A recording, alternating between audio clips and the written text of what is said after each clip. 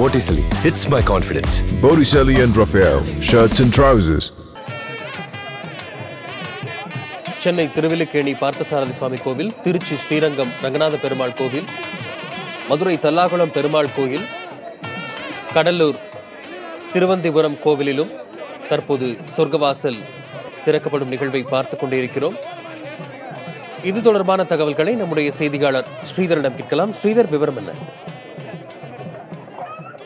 ஒவ்வொரு ஆண்டும் மார்கழி மாதத்தில் வைகுண்ட ஏகாதசி அன்று 108 திவ்ய தேசங்களில் இந்த சொர்க்கவாசல் நிகழ்வு என்பது நடைபெற்று வருது. அதுபோல்தான் கடலூர் அருகே உள்ள திருவந்திபுரம் தேவநாத சுவாமி கோயில் 108 திவ்ய தேசத்தில் 42வது இடத்தை பெற்றுள்ளது.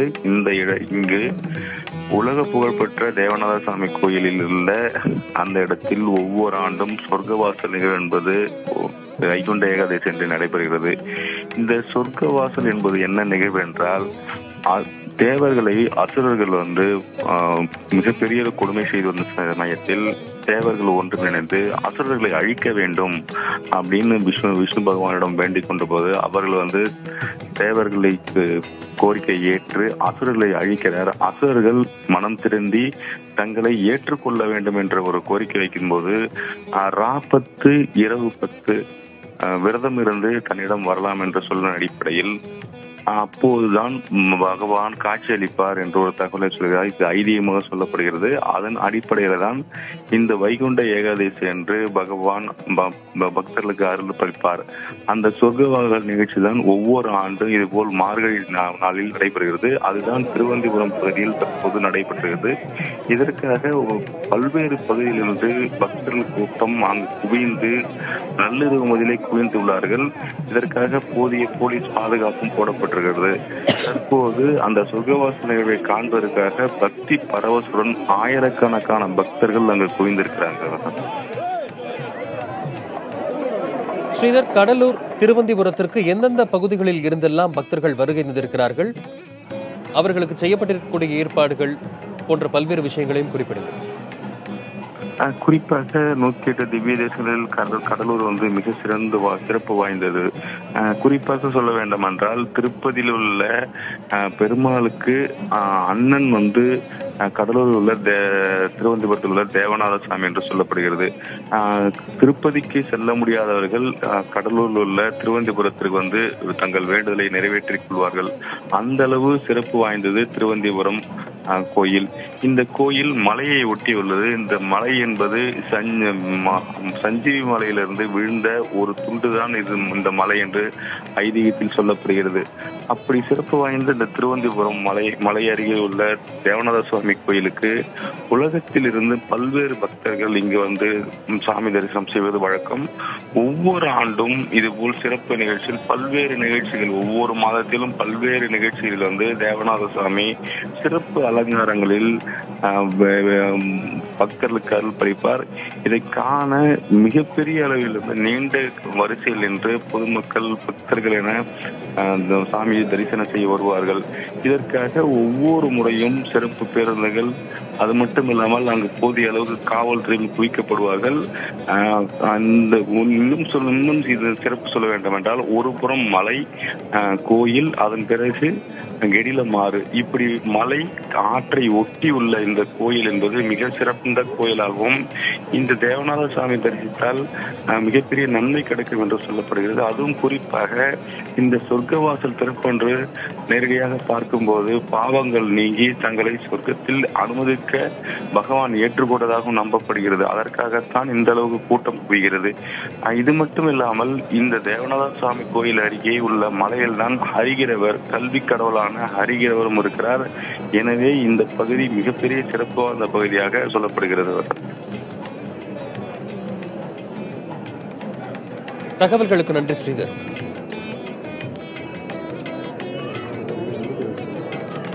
தமிழகத்தில் இருக்கக்கூடிய பல்வேறு கோயில்களிலும் சொர்க்கவாசல் திறப்பு நிகழ்வுகளை பார்த்துக் கொண்டிருக்கிறோம். பூலோக வைகுண்டம் என்று அழைக்கப்படக்கூடிய ஸ்ரீரங்கம் ரங்கநாத சுவாமி கோவில், சென்னை திருவில்லிக்கேணி பார்த்தசாரதி கோயில், மதுரை தல்லாகுளத்தில் உள்ள பிரசன்ன வெங்கடாச்சலபதி கோயில், கடலூர் திருவந்திபுரத்தில் உள்ள தேவநாத சுவாமி கோவில் ஆகிய கோவில்களில் சொர்க்கவாசல் திறப்பு நிகழ்வை பார்க்கிறோம். ஏராளமான பக்தர்கள் பக்தி மயத்தோடு கோவிந்தா கோவிந்தா என்கிற முழக்கத்தை எழுப்பக்கூடிய காட்சிகளை பார்க்கிறோம்.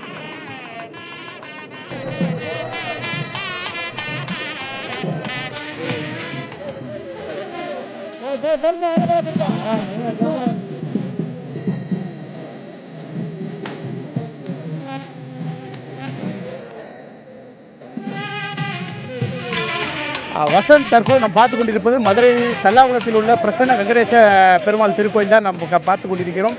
தற்போது பிரசன்ன வெங்கடேச பெருமாள் வெளியில் அது வெளிப்பிரகாரத்தில் அவர் சொர்க்கவாசல், அவர் கோயிலில் உள்ள சொர்க்கவாசல் திறக்கப்பட்டு சரியாக 4:42 மணி அளவில் இந்த பிரசன்ன வெங்கடேச பெருமாள் கோயிலில் சொர்க்கவாசல் என்பது திறக்கப்பட்டது. இதற்காக கோவில் நிர்வாகம் சிறப்பான ஏற்பாடுகள் செய்திருந்தது. அதே போன்று பார்த்தோம் என்றால் இந்த வைகுண்ட ஏகாதசியின் முக்கிய நிகழ்வான அந்த சொர்க்கவாசல் திறப்பு என்பது இன்று அதிகாலை நடந்தது. இதனை பார்ப்பதற்காக மதுரை மட்டுமல்லாது தேனி, திண்டுக்கல், விருதுநகர் என பல்வேறு மாவட்டங்களைச் சேர்ந்த மக்கள் இந்த கோயிலுக்கு அதிக அளவில் வந்திருந்தார்கள். இந்த கோயிலின் சிறப்பு என்னவென்று பார்த்தோம் என்றால் திருப்பதி ஏழுமலை வெங்கடாச்சலபதி கோயிலை நேரடியாக சென்று வெங்கடாச்சலபதியை தரிசிக்க முடியாதவர்கள் இந்த தல்லாகுளத்தில் பிரசன்ன வெங்கடேச பெருமாளை தரிசிப்பது வழக்கம்.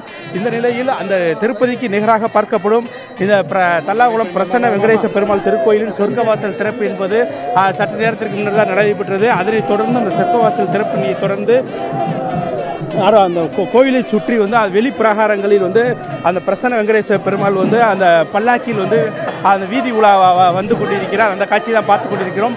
மக்கள் சுமார் ஆயிரக்கணக்கான மக்கள் சுமார் அவர்கள் சாமிக்கு பின்னர் அவர்கள் அவரை தரிசனம் செய்து வருகிறார்கள். மக்களுக்கு அவர்கள் காட்சி எடுத்து வருகிறார்கள். சுமார் அனைவரும் கோவிந்தா கோவிந்தா என்ற இந்த கோஷத்துடன் அவர்கள் அவரை தரிசனம் செய்து வரக்கூடிய காட்சியை தான் நம்ம பார்த்து கொண்டிருக்கிறோம்.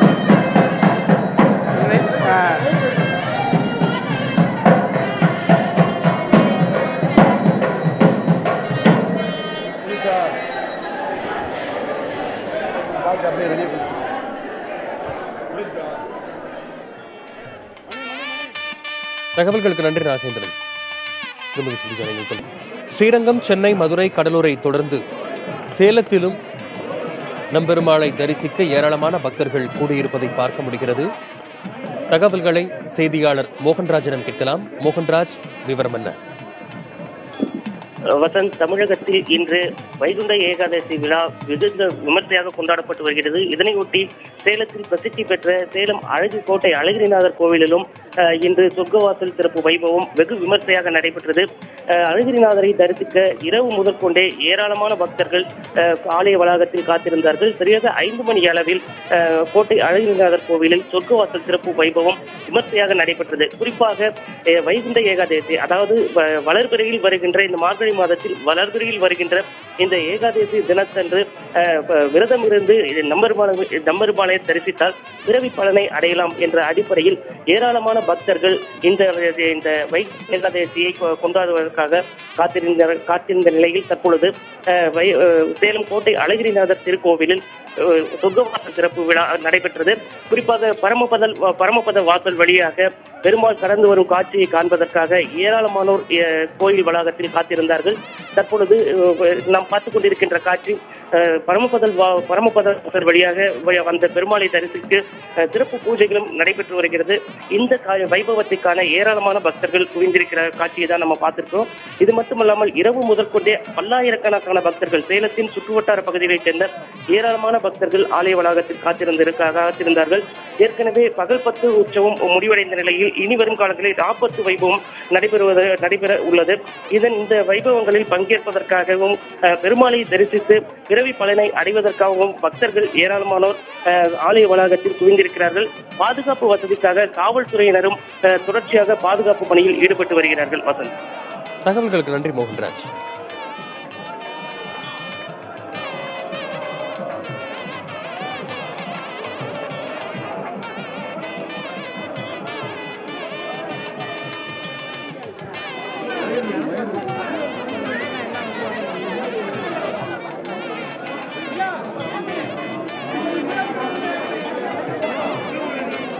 தமிழகத்தின் ஸ்ரீரங்கம், சென்னை, மதுரை, கடலூர், சேலம் ஆகிய ஊர்களில் உள்ள பெருமாள் கோவில்களில் சொர்க்கவாசல் திறக்கப்பட்ட காட்சிகளை பார்க்கிறோம்.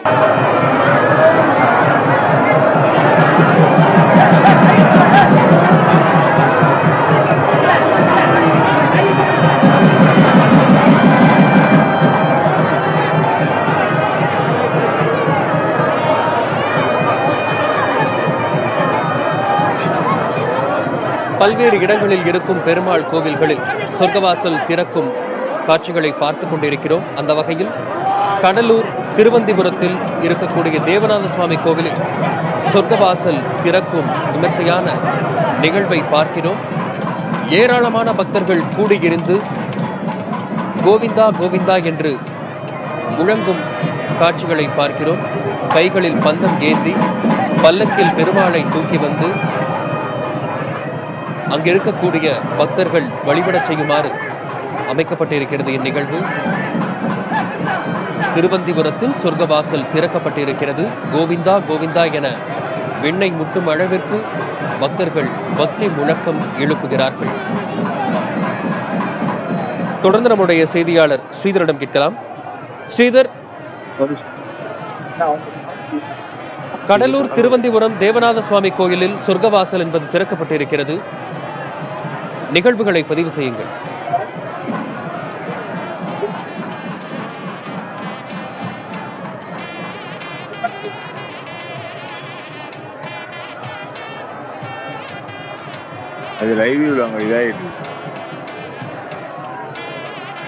கடலூர் திருவந்திபுரம் தேவநாத சுவாமி கோவிலில் சொர்க்கவாசல் திறக்கப்பட்டிருக்கிறது. எண்ணற்ற பக்தர்கள் அங்கு வழிபடும் காட்சிகளை நேரலையில் பார்த்துக் கொண்டிருக்கிறோம்.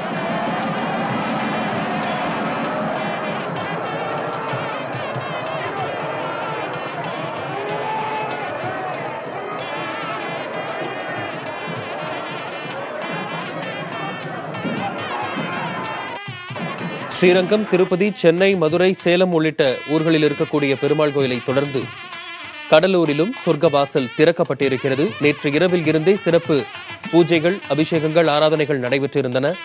ஏராளமான பக்தர்கள் காத்திருந்து பக்தி பாடல்கள் பாடி இறை வழிபாட்டில் ஈடுபட்டிருந்தார்கள். இந்நிலையில் சிறிது நேரத்திற்கு முன்பாக கடலூர் திருவந்திபுரம் தேவநாத சுவாமி கோயிலிலும் சொர்க்கவாசல் திறக்கப்பட்டு பக்தர்கள் வணங்கினார்கள்.